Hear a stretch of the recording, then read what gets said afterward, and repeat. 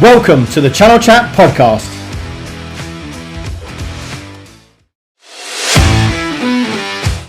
Hello, I'm Marc Sumner, host of the Channel Chat podcast show, and today I have the pleasure of Dominic List, the CEO of Comtact in the virtual house. How are we doing, Dominic? Yeah, good. Thanks, Mark. Good. Yeah, good.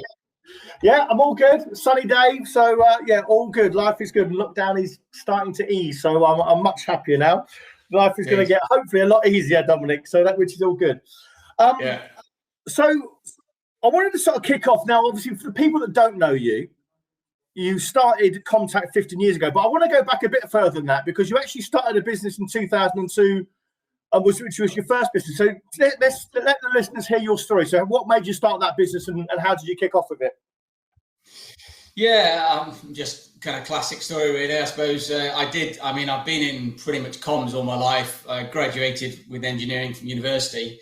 My first role was at Cordwell Communications back in the day. Yeah, and obviously it was a great place to learn stuff, and John certainly did well. So can't fault him really. But and I just thought actually.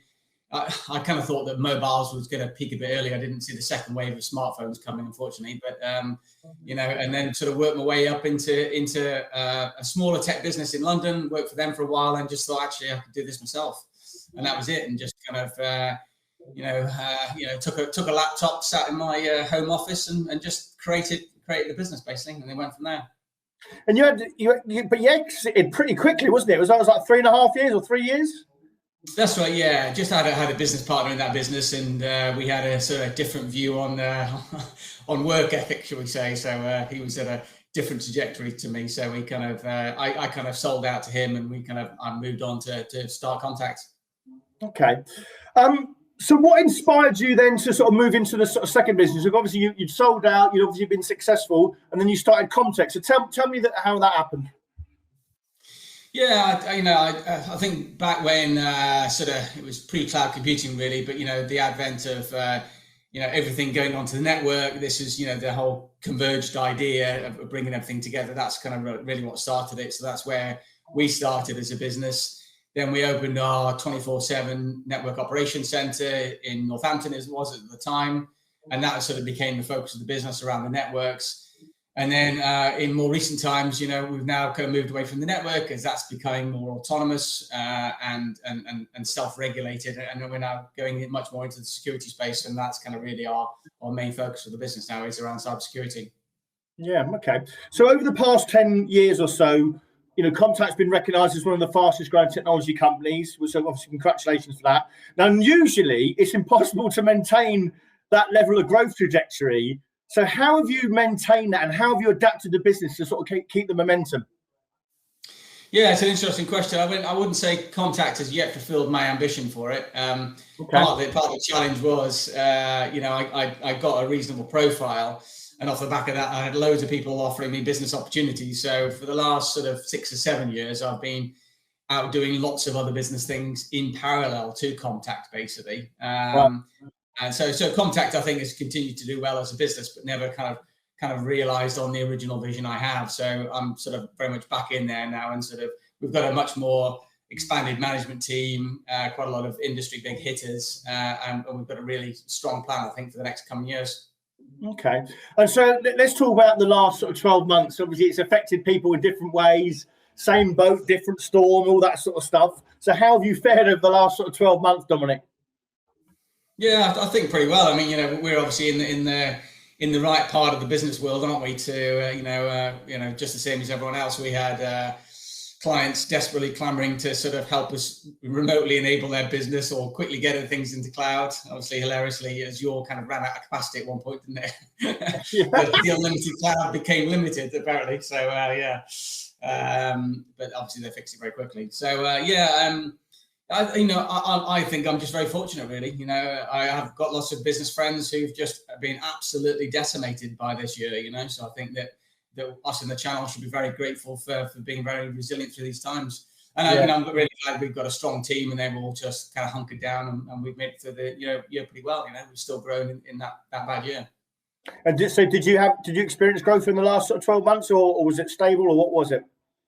Yeah, we did. A lot of it came from existing customers, but we definitely grew in the last year, which is great to see. But some of the plans we had, very much event driven, and as good as virtual trade shows have been, I still think there is I'm still clamoring to get back to the physical world and do some proper networking and getting out and doing a few dinners and all that kind of stuff, as I'm sure we all are.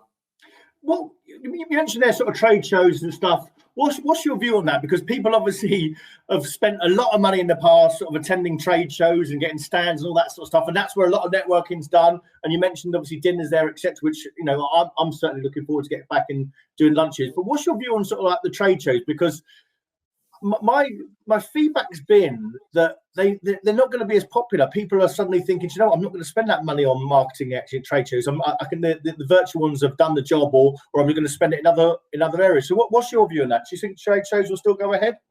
Yeah, I mean, maybe trade shows was the wrong kind of expression. I think there's definitely business networking events. If you're, doing a themed event or it's being kind of led by a vendor or things like that, I think those will still be very popular.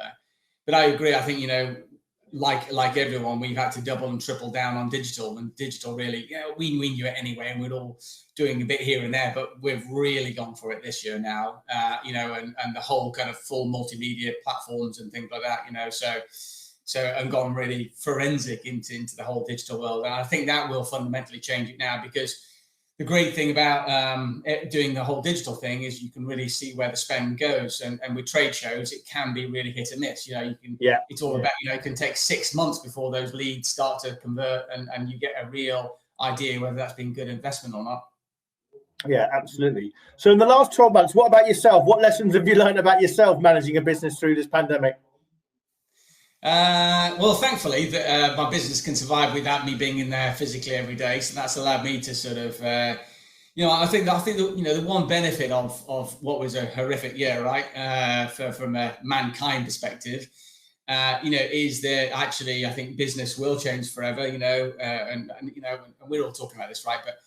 But home working, more flexible hours, things like that. We were always very big on that at Comtact, because I'm a very big believer in you judge people by their output, not the actual hours they put in. If they can do the job, if they fitting it around picking up their kids and whatever else they need to do, then that's absolutely fine. And we've always embraced that. But I think the whole world kind of gets that now as well, and like myself, I'm kind of, big on travel. So I'm not going to be just in the office every day, 9 to 5. I'm going to sort of, see a bit of the world and run the business from my laptop, which I think is going to be great for me personally as well. Yeah, absolutely. Sounds great. So what are the objectives for the next sort of 12 months now, when hopefully lockdown is finally ended, hopefully next month or in June? What's going to be the objectives for the next 12 months for Comtact? Yeah, so, we've just kind of launched our big 3-year plan. We've got, let's say, a reasonably new management team in place, much expanded now, and really want to sort of, put a very strong stake in the ground as being the go-to managed cybersecurity partner in the UK, basically, for the mid-enterprise, which is the kind of space we play in. So we're putting a lot of effort into that. We've been developing our own software solutions in-house, and all of that is now coming out as part of our kind of armory, if you like, and that's all part of the big push that we're having for this next 12 months.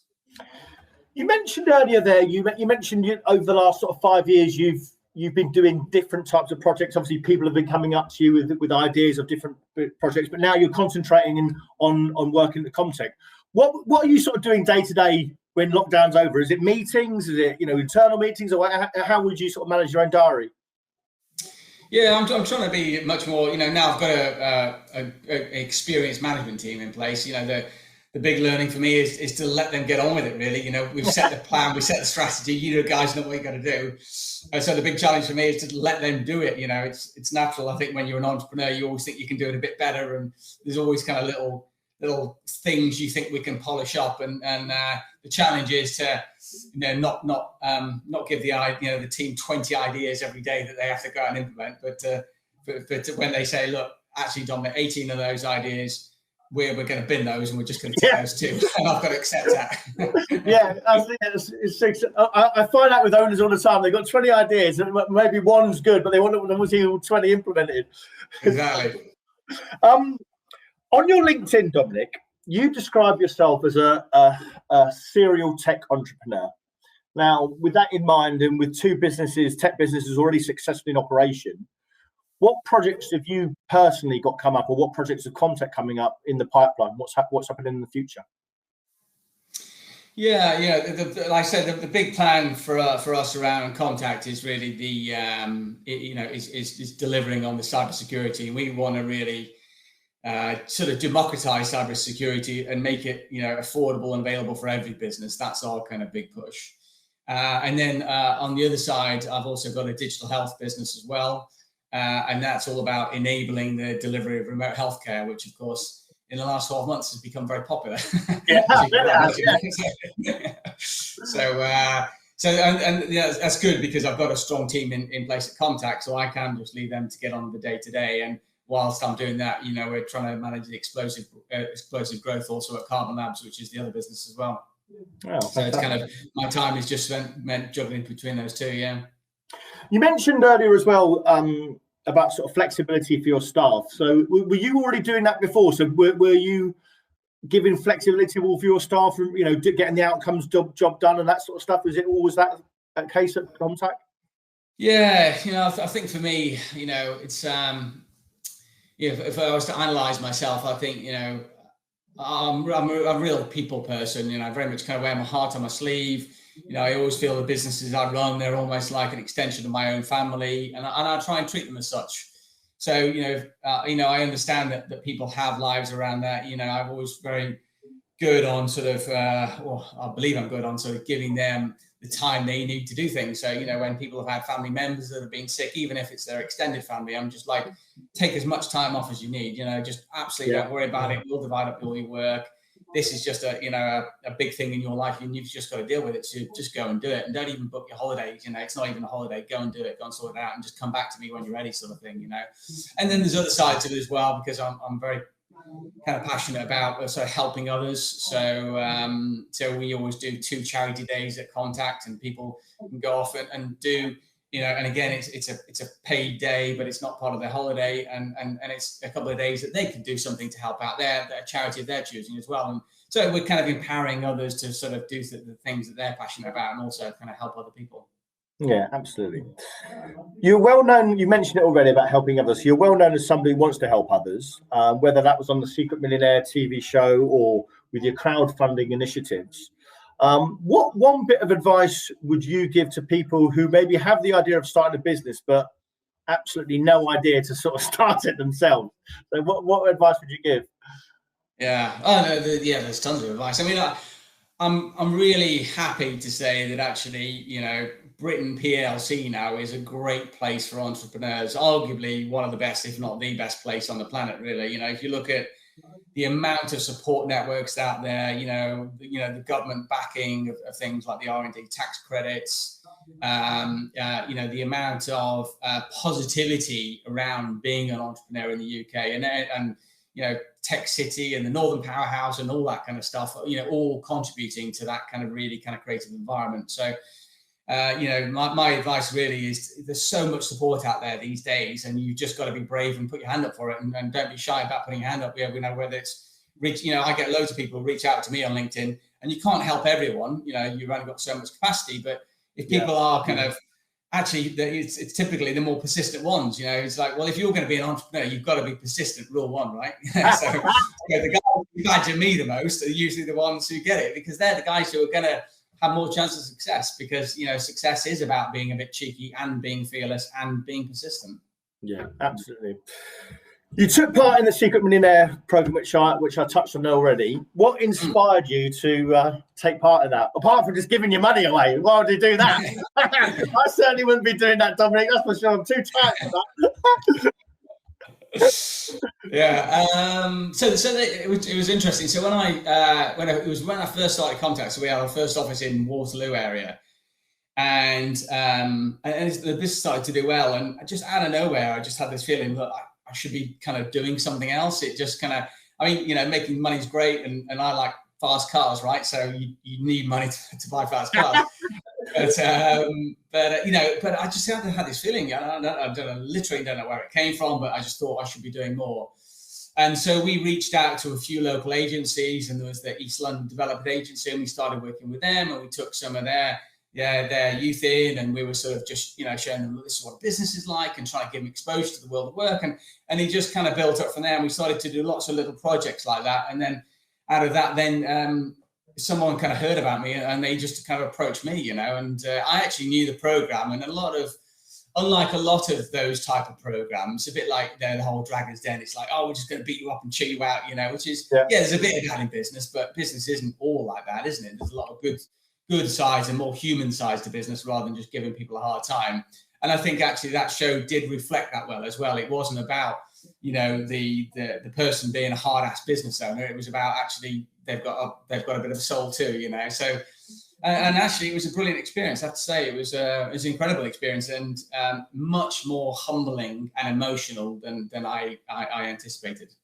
Yeah, because I used to love the program myself, but I often wondered why they used to sort of say, I think, because the cameras would be around there and you were creating a documentary or something. But did people really believe that, or did after a while they actually thought, actually, this is probably the secret millionaire guy? Yeah. I mean, it's funny. Obviously, that was the first thing I asked as well, right? And it was a very popular show when I did it. Yeah. But I think it was a couple of things. So, firstly, they were very mindful to. It was based on a previous experience you had, and so when I lived in Oval area, I was burgled, and they thought that it was some of the local youth had burgled my house. So I said, look, actually, I want to do something with youth in London. That's the thing. So actually, my kind of backstory, if you like, was kind of around that, which was based on truth anyway. And my feeling from that. So that was good. But I think what was interestingly as well was actually the people you meet are usually in a very bad state, certainly in the place I was in Peckham. And they actually have reached that point in their life where, unfortunately, they're kind of spiritually crushed. They don't think actually anything good will happen to them. So they're not really thinking it through when they're seeing you, that you're kind of that guy, because they just think that's just some fantasy land and that never happens to real people, So really? It was quite interesting. Yeah. And I say, and actually when you hear these stories, that was the humbling thing for me, because you're this kind of fearless businessman. You're like, doing deals every day, whatever. And actually, when you hear someone's story, it's really, really emotional. And it's like, oh no, I was stabbed by my own brother and this, that, and the other. And you're like, you finish the day and like, oh, I'm exhausted, man. I can't do this on a daily basis. I don't know how, the police or the social services or, those kind of, those people who deal with this on a daily basis. I mean, I don't know how they could take it, because I mean, I'm a hardened businessman, but for me that was just exhausting and just emotionally very draining, and you just kind of lay there at night just thinking about these stories. Yeah. How did the experience change you as a business owner? Were you a bit more not as harsh when after you experienced that, or how did it actually affect you? Yeah, I think so. I don't think I've ever been that harsh as a businessman, but there might be a few ex-employees. That's the one. You can't please everyone. But how does it affect me? I think I still reflect back to it, and I'm still mindful now that with the charities that we support as Comtact, because we try and do our kind of CSR bit, but we do.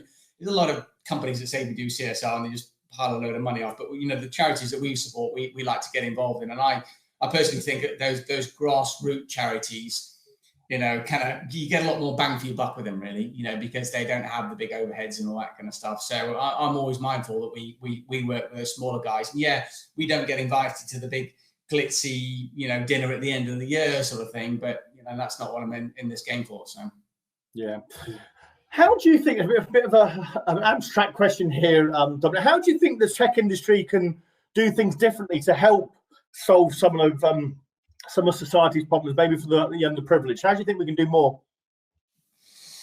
Yeah, that's a good one. I mean, there's a lot going on. I think, certainly in the dev world, there's quite a lot of opportunity around there, isn't it? It's, I'm working with an entity that sort of helps to take people with Asperger's syndrome and get them into coding and things like that, So there are already things out there that, are kind of tapping into those areas, I think. But it's a good question. I mean, obviously the big challenge for our industry is really the environment, isn't it? And, so I'm quite pleased when some of the big tech companies, like Microsoft and Google are actually making big strides to sort of become carbon neutral and things like that, because I think that's, if we're to look at our industry, that's probably the biggest challenge. Now, there is a counter argument to that, of course, which was we're making people massively more efficient. I've not had to travel to your office today to do this interview, and that's obviously great. We've done all this on video, haven't we? So in some ways we are reducing our carbon footprint, but I think for our industry, I think that's the big focus that I'd like to sort of keep the industry focused on going forward. And I hope we continue to make the progress we're making. Great. And my last question for you, Dominic. You've obviously got a great profile. You've obviously built a business successful. You've done lots of things. And you mentioned earlier that you get lots of approaches. How do you think businesses now, with lots of noise out there in the market, can start getting their brand out there and start getting to be well known and get them more businesses? Because you mentioned earlier again about you obviously get approached on LinkedIn, and I'm not encouraging people to contact Dominic. Don't harass him. He's got lots of stuff to do. But there is professional persistence, but it's still cutting through a lot of noise at the moment. There's still lots of noise out there in the market. So how do you? What advice would you give to someone to sort of trying to get their brand out there, or how does Comtact get their brand out there to actually so they get more well known? Yeah, it's a good question. I wouldn't say I've cracked this yet, but certainly the stuff that we're working on is to really sort of, my belief is that the market's moved away from generalists, and there's a lot of still big generalist companies out there, and I think if you are insert big global company here, I think you can get away with being a generalist. But if you're, a mid to small player, then I actually think, people do want more and more these days specialisms. You want to be known for something, and it's probably just, I don't want to be known for cyber. I want to be known for an element of cyber. So I think that's one way to sort of differentiate your brand, is to not say, look, we can do everything in these areas, but you keep focusing down on one area. I think that's one of the things. Obviously, we talked about the digital media, and multimedia strategies are absolutely the future, and the fact that you can go really forensic on it as well and track everything all the way through and really see where every pound is being spent and what that converts into, I think that's obviously the other one. And then finally, I think trying to do something different, and this is something that we're still working on at the moment, but how do we differentiate? Because there are thousands of companies out there that are going, we're really good at technology, we're customer service focused, we're and actually, well, I've been saying that for 20 years, right? It's worked. So, and it's really hard. You've got to do a bit of soul searching. You've got to sort of think outside the box. You've got to continuously ask that so what question. So what? Just because prove it, and that's what we're really trying to zone in on at the moment. Great. And I said it was my last question, but I've got one more. my last question, I know I'm not saying you're going to be Mystic Meg or anything, but as we come out of lockdown, what's your prediction for the IT channel for the next 6 months? Are you optimistic? It's looking like it's going to go gangbusters, I think, isn't it? I mean, my personal view is, there's a whole lot of companies that were going, cloud, we'll get around to it, and they're going, cloud, we get it now, we totally get it. Remote working. Yeah, I think it's going to go gangbusters. I think we're just going to see a massive shift now into cloud, a massive stay of remote working and flexible working and all that kind of stuff, which is, right, I've really got to secure my team now. I've really got to get the speeds and feeds sorted out. I've really got to get, empower this global remote workforce that's going to be wanting to work remotely. I mean, it's fascinating what we're starting to deploy people overseas now as well, and things like that, and again, you've got to think through all the security aspects. You've got to think through all the connectivity aspects and things like that, So I think, there's a massive amount of pent-up demand, and I think we'll see a great couple of years. I think it'll be more than 6 months. I think this will run and run. Brilliant. Dominic, you've been a fantastic guest. Thanks so much for your time.